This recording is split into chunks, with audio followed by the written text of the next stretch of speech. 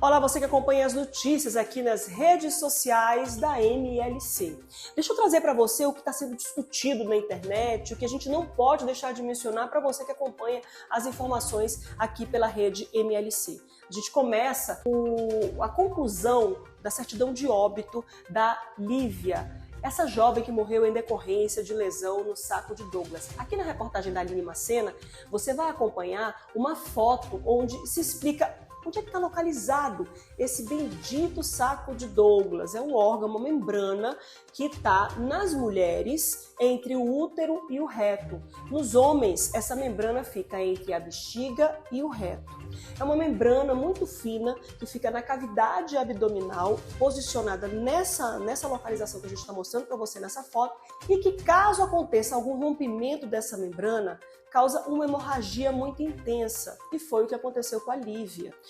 Você sabe, você está acompanhando aqui na rede, nós já trouxemos reportagens sobre o caso dela. Ela saiu para um encontro com o jogador do Corinthians, do Sub-20, o Dimas, e nesse encontro ela acabou tendo uma lesão no aparelho genital dela, com um corte de 5 centímetros e sangramento.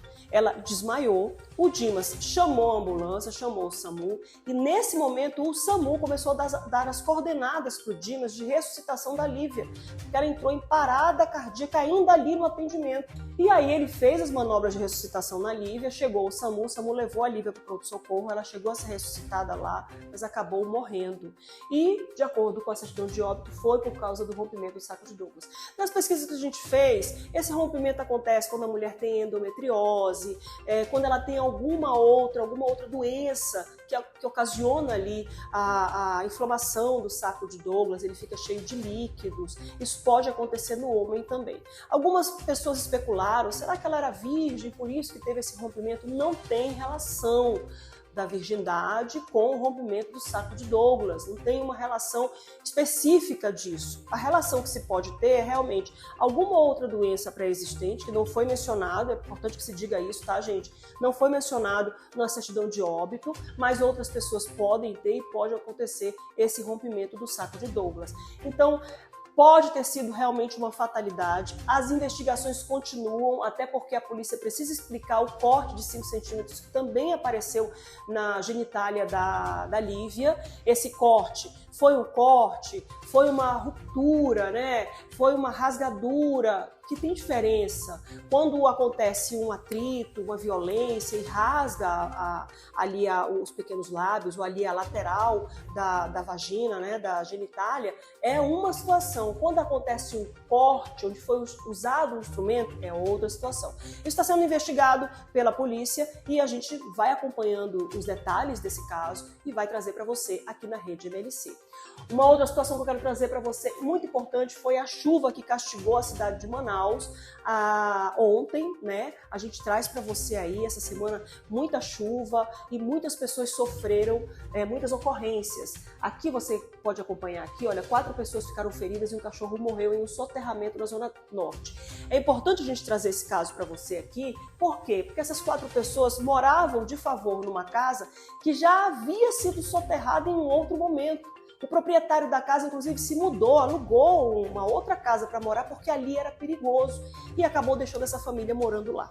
A família foi soterrada, precisou ser resgatada pelo Corpo de Bombeiros e o cachorro da família, um pitbull, acabou morrendo nesse grave deslizamento de terra onde o muro acabou soterrando essa família, tá bom?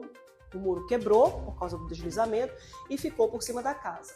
Aqui, nessa outra reportagem do Alisson Mota, alagamentos, deslizamentos de terra e telhas arrancadas, ele faz um balanço dessas ocorrências. Ao todo, a Defesa Civil registrou 12 ocorrências. Infelizmente, quando chove na capital amazonense, chove muito, chove castigando, chove sofrendo mesmo, né? As pessoas passam muito aperreio e a gente traz todas essas ocorrências dessa chuva na reportagem do Alisson Mota.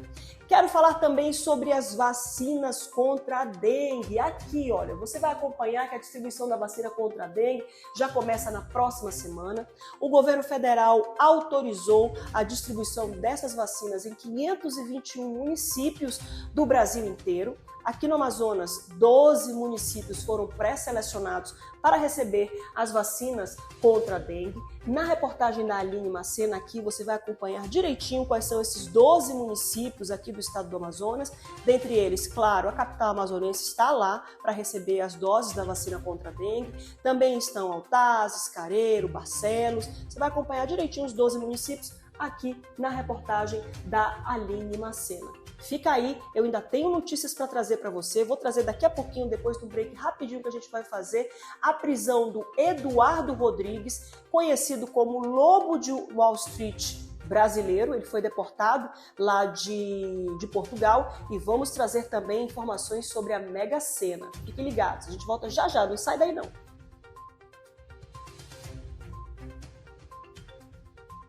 A gente volta e segue agora com as notícias aqui do nosso giro da rede MLC e vamos trazer para você a prisão do Eduardo Rodrigues, esse aqui.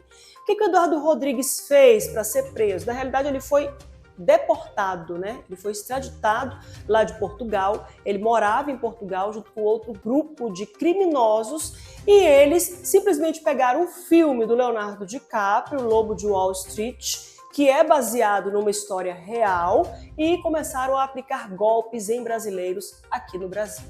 Essa organização criminosa não funcionava só em Portugal, funcionava em outros países, como, por exemplo, Emirados Árabes, também Dubai, e outros tantos países em que eles acabavam cometendo esses golpes. Como é que funcionava? Eles pegavam brasileiros que estavam ilegais lá em Portugal, contratavam esses brasileiros para trabalhar numa central de telemarketing. Qual era o trabalho deles? Entrar em contato com brasileiros aqui no Brasil e dizer que tinham uma proposta irrecusável de um investimento na Bolsa de Valores e que prometiam ganhos acima da média, ganhos exorbitantes. As pessoas acreditavam nesses contatos telefônicos que eram feitos, faziam a transferência do dinheiro, esse dinheiro caía direto na conta do Eduardo, que é esse que você está vendo aqui, e em seguida esses próprios trabalhadores ilegais lá entravam em contato dizendo: olha, você perdeu tudo na Bolsa de Valores e realmente para você poder recuperar é bom que você invista de novo. Algumas pessoas chegaram a investir de novo e perderam mais dinheiro ainda. O fato é que quando eles tinham perdido um monte de dinheiro e que tentavam manter contato de novo com o telemarketing, as pessoas já não retornavam mais. Estima-se que pelo menos 945 pessoas foram vítimas desse golpe do Eduardo, e algumas dessas pessoas tiveram um prejuízo de mais de R$1,5 milhão de reais. O Eduardo se inspirou no filme que foi interpretado por Leonardo DiCaprio, baseado em fatos, uma história real. Conta a história do Jordan Belfort, que foi um golpista americano que teve que devolver cerca de $10 milhões para as pessoas lá nos Estados Unidos, e eles ainda usavam uma frase do filme na hora de fazer lá o contato com as pessoas e de motivar a equipe criminosa. Pensem em vocês e nas suas famílias, esqueçam as vítimas. Essa era a frase que o Eduardo e os outros copistas, digamos assim, usavam lá na hora de conversar lá com os trabalhadores ilegais em Portugal, usavam para poder motivá-los a enganar os brasileiros. O delegado, no vídeo que você vai acompanhar, o delegado chegou a dizer: você está chegando ao Brasil para pagar o que você deve para as vítimas aqui do Brasil. E o Eduardo reclamou porque estava sendo filmado. Tem um vídeo que a gente vai colocar para você, e ele disse assim: não me filmando, eu estou autorizando a sua filmagem, que é para poder você chegar ao país e pagar o que você deve. Agora, tanto filme biográfico que tem, para se inspirar, né? A gente traz aqui o filme, por exemplo, Mãos Talentosas, que foi interpretado pelo Cuba Gooding Jr., esse filme espetacular que conta a história real do médico Ben Carson. Você pode assistir esse filme, inclusive, na Netflix, tá lá o filme contando a história real desse homem. A mãe deles, que fazia faxina, foi uma vez fazer a faxina numa casa cheia de livros e disse para os filhos: a partir de agora vocês não vão mais ver televisão, vão ler livros na biblioteca. Eles eram obrigados a ir até a biblioteca, ler os livros e trazer o resumo para ela. E quando eles chegavam lá para a mãe ler, a mãe dizia: não, lê em voz alta. Ela era analfabeta. Então é um filme espetacular, baseado numa história real, a história do médico Ben Carson, que foi interpretado pelo Cuba Gooding Jr. Está aqui o médico Ben Carson, está lá no Netflix. Um outro filme que a gente precisa também falar é o filme A Teoria de Tudo, também baseado em uma história real, a história do Stephen Hawking, que você acompanha. Foi diagnosticado, aqui é o ator que interpretou o Ed Redmayne, aqui o Stephen Hawking aqui no meio, e você vê a história de um homem que teve o diagnóstico de esclerose lateral amiotrófica aos 26 anos, ficou 50 anos lutando contra a doença e produzindo. Olha só o que ele fez, ele doente ainda, na cadeira de roda, apresentou o trabalho dele sobre o teorema sobre a singularidade gravitacional no âmbito da relatividade geral. Eu tive que pegar o celular porque é demais para a pessoa entender tudo isso. E tá aqui também é um filme que podia ter inspirado essas pessoas, mas tem gente que tem a alma ruim e quer se inspirar no ruim e acaba pegando o filme de criminoso para se inspirar em filme criminoso. Você já acompanhou agora aqui, eu trazendo para você 2 filmes ótimos que você pode assistir, inclusive aí no fim de semana, para poder se inspirar positivamente. E mais uma notícia que eu quero trazer para você foi um tweet do Whindersson Nunes. Ele traz aqui, olha, no passado tive outro filho e perdi mais uma vez. Quase morri de um choque anafilático numa sauna na Inglaterra. Quebrei a mão em uma praia no Triângulo das Bermudas. Minha vida não é a novela que você quer que seja. Ele postou esse tweet e esse tweet deu muito o que falar. Muitas pessoas, inclusive, comentaram que o Whindersson Nunes ele quer só uma mulher para procriar, para ter um filho dele, né? Essa pessoa aqui, olha, a Clara, chegou a comentar aqui, olha, eu me recusava a acreditar que as relações dele não davam certo, porque ele só queria uma mulher para parir, mas depois dessa eu tive a confirmação. O miserável só quer uma incubadora humana para gerar a sua prole. Isso também não é jeito de se falar, né? De ninguém.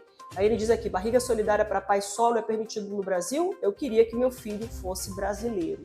O Whindersson Nunes não é de hoje, que gera muita polêmica nas redes sociais, com comentários, com falas dele, inclusive em entrevistas, né?